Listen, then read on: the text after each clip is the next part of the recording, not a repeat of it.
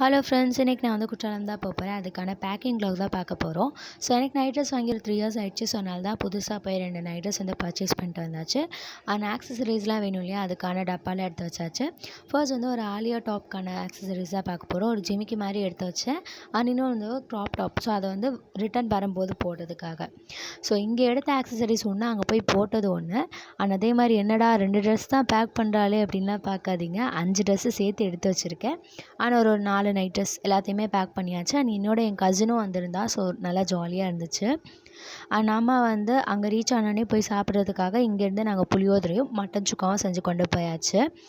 And அதுக்கப்புறமா பார்த்திங்கன்னா எல்லாத்தையுமே பேக் பண்ணிவிட்டு ரயில்வே ஸ்டேஷனுக்கு போயாச்சு. செம்ம கூட்டமாக இருந்துச்சு. அண்ட் ஸ்கூல் வேறு திறந்துட்டாங்க இல்லையா, ஸோ அந்த டைமில் நாங்கள் போனனால ஃபால்ஸில் சுத்தமாக கூட்டம் இல்லை. சூப்பராக குளித்தோம்.